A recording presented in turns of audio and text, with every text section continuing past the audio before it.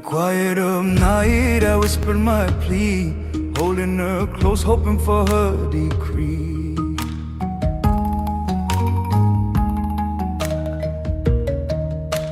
A single lamp, a white cloth stretched like a small moon. A hand lifts a carved leather face, and the courtyard leans toward the light. Do you hear the scrape before the story begins? That rasp is telling us what the night will hold. Yeah. That scrape isn't accidental. It's part of the language. The layers matter. Sound, silhouette, chant, and the community listening together. Exactly. Tonight, we follow that scrape into Sbek Thom, the Cambodian shadow theater, where leather, light, and community memory fold into each other. I found a master puppeteer under a provincial pagoda outside Battambang. He tapped the frame twice and said, almost joking, "The night remembers." From a cultural standpoint, its role shifts. Sometimes ritual, sometimes education, sometimes celebration. The research shows Sbek Thom linked to funerary rites, village festivals, and moral instruction, and will point to sources in the notes. I want listeners to feel that yard. Imagine mats rolled out, families close to the screen, a child balancing on her knees to see the monkey's feet. And an old woman humming a refrain under her breath, right? Those small responses are part of the performance. Yes, the puppeteers, an elder and a slim apprentice, move almost in a conversation with that hum. Then a king appears, crown cut with tiny teeth, the silhouette haloed by lamplight. Iconography matters here. A crown reads as kingship, a hooked nose as cunning, a low bow as humility. Those visual cues do the storytelling work, even before the chant explains the plot. Curious, the puppeteer began with a soft chant. He called it an invitation. Then he moved the king and intoned a line from the Ream Care. When a ruler forgets mercy, the world tilts. It landed like a small sermon in the yard. That sentence acts as instruction and memory. Epics like the Ream Care are pedagogical, rules of behavior wrapped in myth. The deeper story is how communities use performance to remind themselves who they should be. And the craft is the other language. I spent hours in a tiny workshop watching hides soaked, scraped, and stretched across a frame. They use cowhide and sometimes buffalo, thicker hides for larger figures, thinner for faces, pulled taut on bamboo frames. The carving follows strict proportions: eyes, nose, ornaments, and the cuts are designed to read when backlit. From an archival point of view, that technique is as important as the stories themselves. An apprentice told me his thumbs blistered the first month. He learned to hold the frame steady, how to angle the rod so the silhouette could nod, to pull a grin with a single notch. He said, the hand learns the voice. Hold on. Are apprentices always protected in that learning? I'm asking because skill transfer sounds romantic, but the structures around it matter. Temple permission, funding, community support, those determine whether an apprenticeship survives. You're right, it's not just romance. In that pagoda, the master only allowed public performances when monks agreed. Sometimes monks would say, not tonight, and the puppeteers would wait or move the show.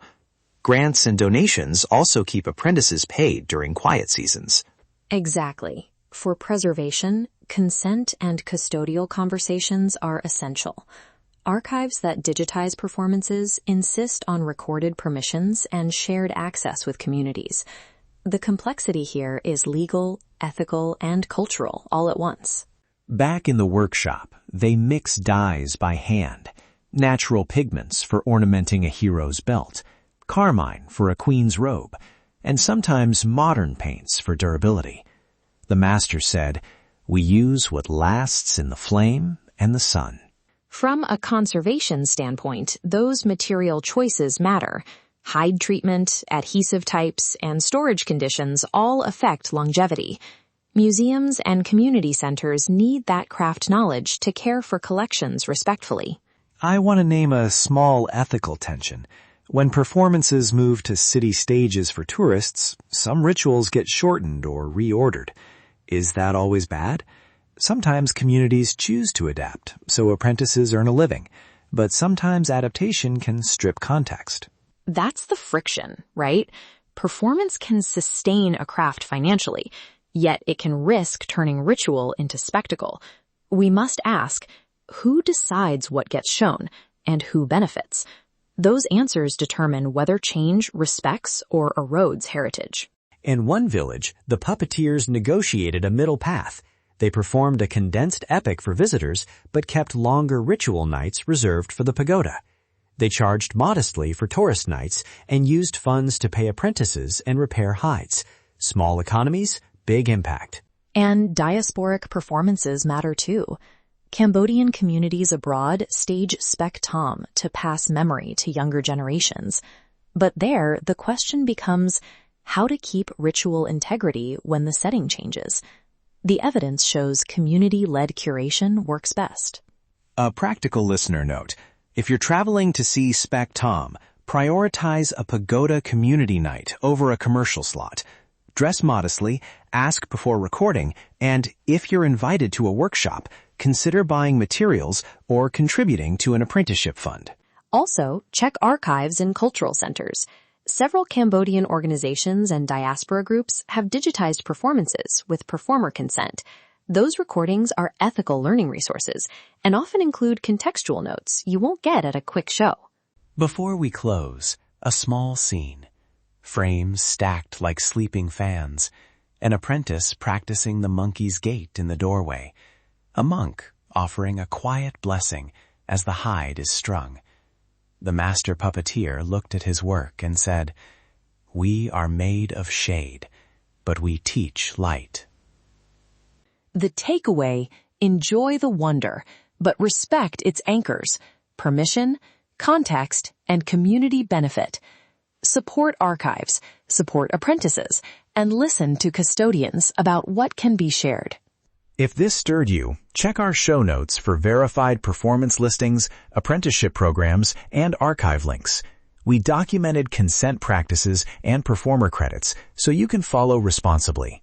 We also include a short glossary of Khmer terms used in the episode and a brief guide to what to ask if you visit a pagoda, phrases that open doors without overstepping. Subscribe to Ancient Echoes. Walk the temples with me. And visit our website for transcripts, credits, and ways to support Sbek Thom apprenticeships and archives. The layers matter. Read them, listen again, and share what you learn.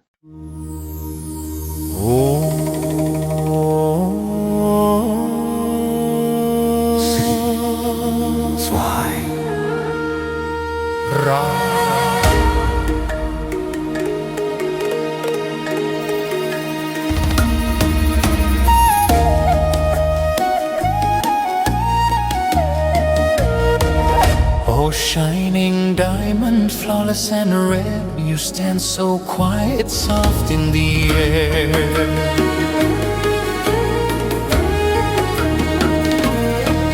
I dared not to rush you, feared you'd flee.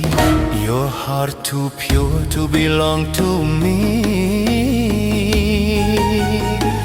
If you turn away, I reach and bind, press my hand, still body and mind.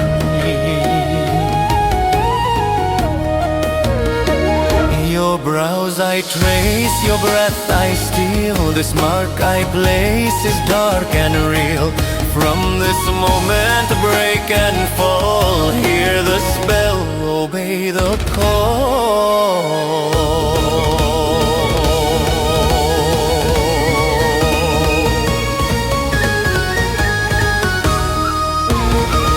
False love born from sacred lies, second one whispers through closed eyes.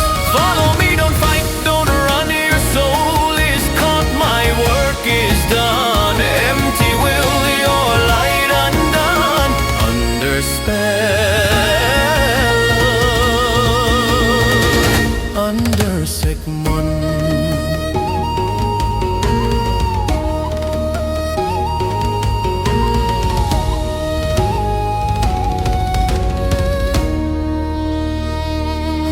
Crystal beauty, diamond bright, caught between shadow, charm and night.